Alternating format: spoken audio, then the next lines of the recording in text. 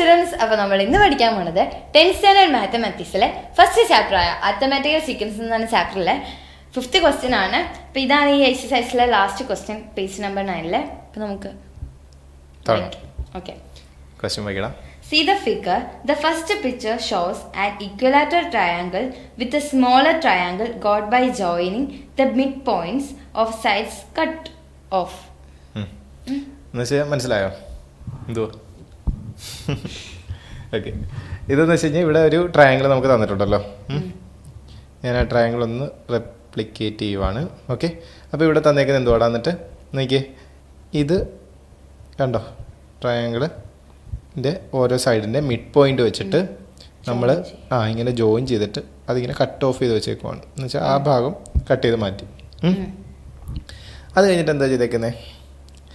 The second picture shows the same thing done on each of the 3 triangles. ഇത് നോക്കിയേ, ബാക്കി മറ്റേ ഇപ്പം ഇത് ഇല്ലേ നടുക്കത്തെ ഭാഗം നമ്മൾ കട്ട് ചെയ്ത് കളഞ്ഞു.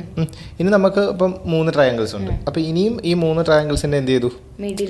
മിഡിൽ ഭാഗം നമ്മൾ എന്ത് ചെയ്തു? മിഡ് പോയിന്റ് വരച്ചിട്ട് പിന്നെ അവിടുത്തെ നടുക്കുള്ള കട്ട് ചെയ്ത് കളഞ്ഞു. അങ്ങനെ എല്ലാ ട്രയാങ്കിൾസിൻ്റെയും. പിന്നെ എന്ത് ചെയ്യുന്നു? The third picture shows the same thing done on the second picture. Second പിക്ചറിൽ ഇപ്പോൾ കിട്ടിയേക്കുന്നതിൻ്റെ പിന്നെയും നമ്മൾ എന്ത് ചെയ്യുന്നു? ഇവിടെയും നമ്മൾ പിന്നെയും വരയ്ക്കുന്നു, കട്ട് ചെയ്യുന്നു, പിന്നെ ചെറുതാക്കി. ഓക്കെ, അങ്ങനെ ചെറിയ ചെറിയ അല്ലേ നമുക്ക് ട്രയാങ്കിൾസ് 3 കാണാം അല്ലേ. ഇങ്ങനെ ചെയ്ത് വെച്ചേക്കുവാണ്. നമ്മുടെ ഫസ്റ്റ് ക്വസ്റ്റ്യൻ അല്ലേ എന്തുവാ പറഞ്ഞേക്കുന്നത്? ക്വസ്റ്റ്യൻ നമ്പർ 5 ഫസ്റ്റ് പാർട്ടിലെ ക്വസ്റ്റ്യൻ എന്തുവാ പറഞ്ഞേക്കുന്നത്? വായിച്ചേ. How many red triangles are there in each picture? എത്ര റെഡ് ട്രയാങ്കിൾസ് ഉണ്ടെന്നാണ് നമ്മുടെ അടുത്ത് ചോദിച്ചിരിക്കുന്നത് അല്ലേ. അപ്പം നമ്മൾ എന്ത് ചെയ്താൽ മതി? കൗണ്ട് ചെയ്താൽ മതി അല്ലേ. എത്ര റെഡ് ട്രയാങ്കിൾസ് ഉണ്ട് ഇവിടെ? 1 2 3 അല്ലേ. അപ്പോൾ ഇവിടെ എത്ര ഉണ്ടാവും? ഇവിടെ 1 2 3 അല്ലേ. അങ്ങനെ 3 പിന്നെയും 3 ഡിവൈഡ് ചെയ്തിരിക്കുവാണ്. സോ 3 × 3 ചെയ്ത് കഴിഞ്ഞാൽ നമുക്ക് അല്ലേ 9. അങ്ങനെ പിന്നെ ഇവിടെ ആണെങ്കിലോ ആ 3 പിന്നെയും ഡിവൈഡ് ചെയ്തിരിക്കുവാണ് അല്ലേ.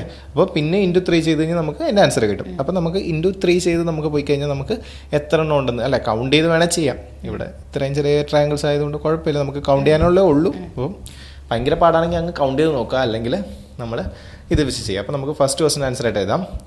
റെഡ് ട്രയാങ്കിൾസ്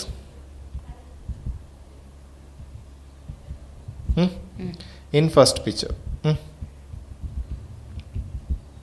എന്ന് പറയുന്നത് എത്രയാ? 3 ആണ്. Right triangles in second picture എന്ത് ചെയ്യുന്നു? നമ്മൾ 3 × 3 ചെയ്യുന്നു 9. ഇൻ തേർഡ് പിക്ചർ എന്ത് ചെയ്യുന്നു?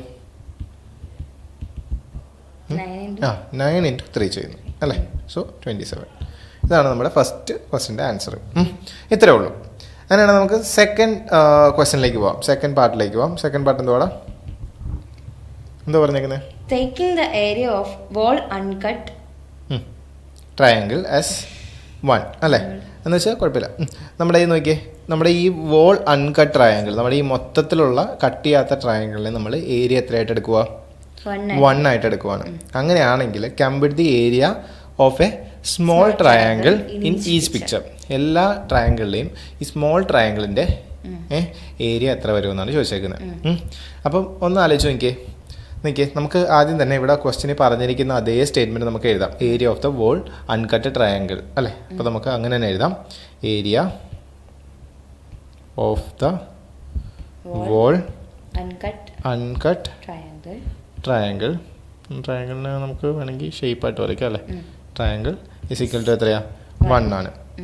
അങ്ങനെയാണെങ്കിൽ ഏരിയ ഓഫ് ഫസ്റ്റ് ട്രയാങ്കിൾ നമ്മൾ എടുക്കുവാണ്. ഫസ്റ്റ് ട്രയാങ്കിളിനെ നമ്മൾ എന്തായിട്ട് ചെയ്തേക്കുന്നത് ഞാൻ ജസ്റ്റ് ഇവിടെ വരച്ച് കാണിക്കാം. ഫസ്റ്റ് ഒരു ട്രയാങ്കിൾ എടുത്തു, നമ്മൾ അതിനെ 4 ആയിട്ട് ഈക്വൽ ആയിട്ട് ഡിവൈഡ് ചെയ്ത് വെച്ചിരിക്കുവാണ് അല്ലേ. 4 ട്രയാങ്കിൾസ് ഉണ്ട് ഇവിടെ നോക്കിയേ. 1 2 3 ആൻഡ് നടുക്ക് 4. പിന്നെ ഒരു കാര്യമുണ്ട്, ഇവിടെ നമ്മൾ 4 കൂട്ടും, ഈ കട്ട് ചെയ്ത് കളഞ്ഞേം കൂടെ കൂട്ടും. കാരണം ഈ ഒരു ട്രയാങ്കിളിനെ നമ്മൾ 4 ആയിട്ട് ഈക്വൽ ആയിട്ട് ഡിവൈഡ് ചെയ്ത് വെച്ചിരിക്കുവാണ് അല്ലേ. അപ്പം 1 ആണ് നമ്മുടെ മൊത്തം area.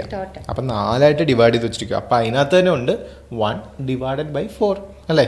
So that is equal to 1 divided by 4. Set അല്ലേ? 1 ഡിവൈഡഡ് ബൈ 4 അല്ലേ. 1 എന്ന് പറഞ്ഞ മൊത്തം ഏരിയനെ നമ്മൾ എത്രയായിട്ട് ഡിവൈഡ് ചെയ്ത് വെച്ചിരിക്കുക? 4 ആയിട്ട് ഡിവൈഡ് ചെയ്ത് വെച്ചിരിക്കുക. അത്രേ ഉള്ളൂ സംഭവം. ഇനി നമുക്ക് അടുത്ത പറയാമല്ലോ. So area of second triangle അല്ലേ. So area of second triangle. അപ്പോൾ നമ്മുടെ രണ്ടാമത്തെ ട്രയാങ്കിളിലേക്ക് പോയി കഴിഞ്ഞാൽ എങ്ങനെയാണ് അവിടെ വന്നേക്കുന്നത്? ആ വലിയൊരു ട്രയാങ്കിളിനെ 4ആയിട്ട് ഡിവൈഡ് ചെയ്യുന്നു. എഗെയിൻ അതിനെ എന്തായിട്ട് ചെയ്യുന്നു?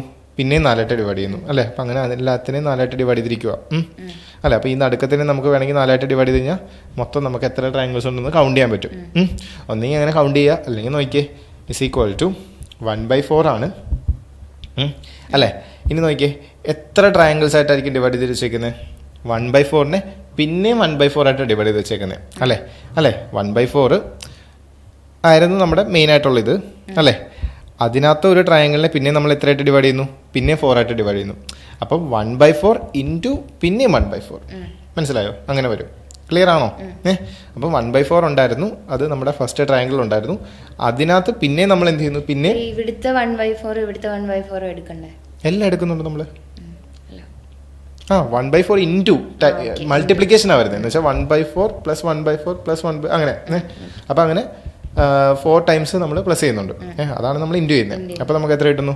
1/16 കിട്ടുന്നു. അപ്പോൾ മനസ്സിലായില്ലേ? അപ്പം മൊത്തം എത്ര ട്രയാങ്കിൾസ് ഉണ്ടായിരിക്കും? 16 ട്രയാങ്കിൾസ് ഉണ്ടായിരിക്കും. അതിനകത്ത് ഒരു ട്രയാങ്കിളിൻ്റെ ഏരിയ എത്രയാണ്?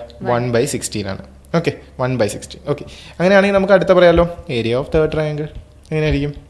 Third triangle is equal to 1/4. ഇനി 1/16 ആയിരുന്നു ഉണ്ടായിരുന്നത്. 1/16 പിന്നെ നമ്മൾ എന്തായിട്ട് ചെയ്യുന്നു? 16 നമ്മൾ പിന്നെ എന്തായിട്ട് ചെയ്യുന്നു? പിന്നെ 1/4 ആയിട്ട് ഡിവൈഡ് ചെയ്യുന്നു. വെച്ചാൽ ഇതിനെയും നമ്മൾ കുഞ്ഞുകുഞ്ഞായിട്ട് അല്ലേ, പിന്നെയും കണ്ടോ, കുഞ്ഞുകുഞ്ഞായിട്ട് എല്ലാത്തിനും ഡിവൈഡ് ചെയ്ത് പോകണം. അങ്ങനെ പോയി കഴിഞ്ഞാൽ നമുക്ക് എന്ത് കിട്ടും? പിന്നെ 1/4 വെച്ച് അല്ലേ 1/4 ടൈംസ് പിന്നെയും പോകും. അപ്പോൾ നമുക്ക് എത്ര കിട്ടും? ഇപ്പോൾ 1/64 നമുക്ക് കിട്ടും. സെറ്റല്ലേ? അപ്പം ഇതാണ് നമ്മുടെ നെക്സ്റ്റ് പാർട്ടിൻ്റെ ആൻസർ. അപ്പം നമുക്ക് ഏരിയ നമുക്ക് 1 മൊത്തം ആ കട്ട് ചെയ്യാത്തതിനെ 1 ആയിട്ട് എടുക്കുവാണെങ്കിൽ ബാക്കിയുള്ളതിൻ്റെയൊക്കെ ഏരിയ എന്തൊക്കെയായിരിക്കും എന്ന് ചോദിച്ചിരിക്കുന്നത്. ബാക്കിയുള്ള ഓരോ ട്രയാങ്കിൾസിൻ്റെ ഏരിയ എന്തൊക്കെയായിരിക്കും എന്ന് ചോദിച്ചിരിക്കുന്നത് നമ്മൾ അത് പറഞ്ഞു. സെറ്റല്ലേ? ഇനി തേർഡ് ക്വസ്റ്റ്യൻ എന്തുവാ പറഞ്ഞേക്കുന്നത്? മനസ്സിലായിട്ടില്ലെങ്കിൽ ഒന്ന് പ്ലേ ചെയ്ത് ഒന്നുകൂടെ ഒന്ന് കണ്ടു നോക്കുക. എന്നിട്ട് പിന്നെ ഡൗട്ട് ഉണ്ടെങ്കിൽ കമൻറ്റ് ചെയ്യുക, ഒന്നുകൂടെ പറഞ്ഞുതരാം. മനസ്സിലായല്ലോ അല്ലേ? അപ്പം അടുത്ത് നോക്കിയിടാം. What is the total area of all the red triangles in each picture? അപ്പം നമുക്ക് ഈ ക്വസ്റ്റ്യൻ ചെയ്യാനുള്ള എന്തുവാടാ? നോക്കി, what is the total area of all the red triangles ആണ് ചോദിച്ചിരിക്കുന്നത്. റെഡ് ട്രയാങ്കിൾസിൻ്റെ ഏരിയ മാത്രം കണ്ടുപിടിച്ചാൽ മതി. മനസ്സിലായില്ലേ? ഇപ്പം നമ്മൾ കണ്ടുപിടിച്ചേക്കുന്നത് എന്തുവാ? ഒരു ട്രയാങ്കിളിൻ്റെ നമുക്ക് ഇപ്പോൾ ഈ പിക്ചറിനകത്തുള്ള ഒരൊറ്റ ട്രയാങ്കിളിൻ്റെ ഇപ്പോൾ അല്ലേ ഫസ്റ്റ് പിക്ചറിൽ നമുക്ക് വലിയ ട്രയാങ്കിൾ നമ്മൾ എത്രയായിട്ട് ഡിവൈഡ് ചെയ്തു? 4 ആയിട്ട് ഡിവൈഡ് ചെയ്തു. അതിനകത്ത് ഒരു ട്രയാങ്കിളിൻ്റെയാണ് നമ്മൾ എടുത്തിരിക്കുന്നത്. പക്ഷെ നമുക്ക് എത്ര ട്രയാങ്കിൾസ് ഉണ്ട് റെഡായിട്ട്? ഇതൊരു റെഡ് ട്രയാങ്കിളാണ്, ഇതൊരു റെഡ് ട്രയാങ്കിളാണ്, ഇതൊരു റെഡ് ട്രയാങ്കിളാണ്. അങ്ങനെ എത്ര ട്രയാങ്കിൾസ് ഉണ്ട്? 3 റെഡ് ട്രയാങ്കിൾസ് ഉണ്ട്. ഒരു ട്രയാങ്കിളിൻ്റെ ഏരിയ എത്രയാണ് നമുക്ക് തന്നേക്കുന്നത്? 1/4. അങ്ങനെയാണെങ്കിൽ 3 എണ്ണത്തിൻ്റെ എത്രയായിരിക്കും? 3/4 അല്ലേ. 1/4 ഇൻറ്റു 3 അല്ലേ. അപ്പോൾ നമ്മൾ അങ്ങനെയാണ് എഴുതേണ്ടത് നമ്മുടെ നെക്സ്റ്റ് ഇതിനകത്ത്. അപ്പം ശരിക്കും പറഞ്ഞാൽ ഇത് നമ്മുടെ മുമ്പത്തെ ക്വസ്റ്റ്യനുമായിട്ട് കണക്റ്റഡ് ആണ്. മുമ്പത്തെ 2 ക്വസ്റ്റ്യനുമായിട്ട് കണക്റ്റഡ് ആണ് മൂന്നാമത്തെ ക്വസ്റ്റ്യൻ. അപ്പം നമുക്കൊരു ട്രിക്ക് ഉപയോഗിച്ച് വേണമെങ്കിൽ എഴുതാം. നമുക്കിങ്ങനെ എഴുതാം. തേർഡ് ക്വസ്റ്റ്യൻ്റെ ആൻസറായിട്ട് ഇങ്ങനെ എഴുതാം. സ്റ്റെപ്പ് ഞാൻ എഴുതി പോകാം, കാരണം നിങ്ങൾക്ക് സ്റ്റെപ്പ് അത്യാവശ്യം ആവശ്യമുള്ളതാണല്ലോ. അതുകൊണ്ട് total area of red triangle in first picture is equal to എത്രയായിരുന്നു? നമുക്ക് നോക്കിയേ, നമുക്ക് അവിടെ എത്ര ട്രയാങ്കിൾസ് ഉണ്ടാ? 3 ട്രയാങ്കിൾസ് ഉണ്ട്. ഒരു ട്രയാങ്കിളിൻ്റെ ഏരിയ എത്രയാ? 1/4. അപ്പോൾ നമുക്ക് ഇവിടെ എങ്ങനെ എന്ത് എഴുതാം? 3 ഇൻറ്റു 1/4, അതായത് നമുക്ക് 3/4 എന്ന് കിട്ടി. അങ്ങനെയാണെങ്കിൽ നമുക്ക് സെയിം തന്നെ total area of red triangle in the second picture is equal to എങ്ങനെ വരും? സെക്കൻഡിനകത്ത് നോക്കിയേ 9 ആയിരുന്നു. എത്ര ഏരിയ വന്നേക്കുന്നത്? 1/16. അപ്പോൾ നമുക്ക് എങ്ങനെ വരും? 9 ഇൻറ്റു 1/16 എന്ന് വരും. അപ്പോൾ എത്ര വരും? 9/16 എന്ന് വെച്ചാൽ മേളിലുള്ള ആൻസറും താഴെയുള്ള ആൻസറും കൂടെ ഒരുമിച്ച് അങ്ങ് എഴുതുക, അത്രേ ഉള്ളൂ. അങ്ങനെയാണെങ്കിൽ നമുക്ക് തേർഡ് ഇതിൻ്റെ മൊത്തം എഴുതുക കേട്ടോ സ്റ്റേറ്റ്മെൻറ്റ്. എങ്ങനെ വരുന്നത്? എത്രയാണ്? 27 അപ്പം 27 ഇൻറ്റു 1/64. അപ്പോൾ നമുക്ക് എന്ത് കിട്ടും? 27/64. സെറ്റല്ലേ? ഒരു പാറ്റേൺ ബേസ് നമ്മൾ പോയി.